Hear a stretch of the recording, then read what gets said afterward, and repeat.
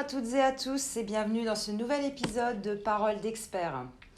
Alors aujourd'hui, j'accueille Thierry Bechtel, ingénieur application chez Osram DS France. Bonjour Thierry. Bonjour Claudine. Alors Thierry, aujourd'hui, nous allons voir comment étendre un bus DALI. C'est bien ça? C'est bien ça. Tout le monde le sait, lorsqu'on travaille en DALI, chaque produit prend ce qu'on appelle une adresse, une sorte de numéro unique. Mais dans une installation DALI standard, la limite du protocole est fixée à 64 adresses. Ça veut dire qu'on ne peut pas brancher plus de 64 drivers sur un bus? Malheureusement oui, ça veut dire ça. Donc, quand on est sur une installation avec par exemple une centaine de drivers, on se retrouve vite coincé. L'idée pour passer outre cette limite, c'est de regrouper des luminaires ensemble. On se dit qu'on va par exemple toujours faire travailler 20 drivers de la même zone ensemble. On va donc les câbler ensemble, puis on va mettre un module qu'on appelle DALI Repeater en tête de ce groupe. Et ce produit va avoir quel effet? En fait, le DALI Repeater va avoir une entrée en DALI, donc il va prendre une adresse, comme un driver classique, mais il va répéter en sortie tout ce qu'on lui envoie en entrée. Pour faire simple, on va transformer les 20 adresses de notre exemple en une seule adresse visible. Du coup, pour notre système de pilotage, on verra une seule adresse, le DALI Repeater, mais les 20 drivers qui y sont reliés réagiront tous ensemble, comme un seul grand ensemble.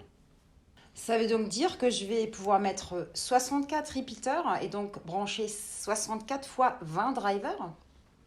Oui, et même bien plus que ça en fait. Le DALI Repeater existe en deux formats, mais les deux modèles permettent de brancher jusqu'à 64 drivers en sortie. Donc si je mets 64 drivers sur un DALI Repeater et que je mets 64 fois ça sur un bus, je peux piloter plus de 4000 drivers à partir d'un seul signal DALI. 4000 drivers répartis en 64 groupements de luminaires? Exactement.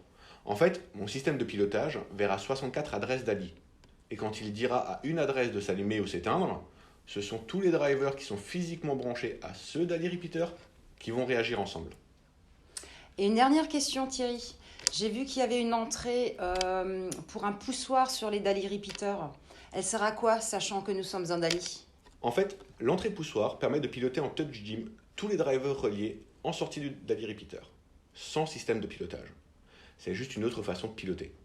Soit on répète un signal DALI, soit on pilote directement avec un poussoir, pour faire facilement du on-off gradation, sans avoir de système de gestion plus complexe en tête. Eh ben, merci beaucoup Thierry pour toutes ces explications. Merci Claudine. C'est la fin de cet épisode.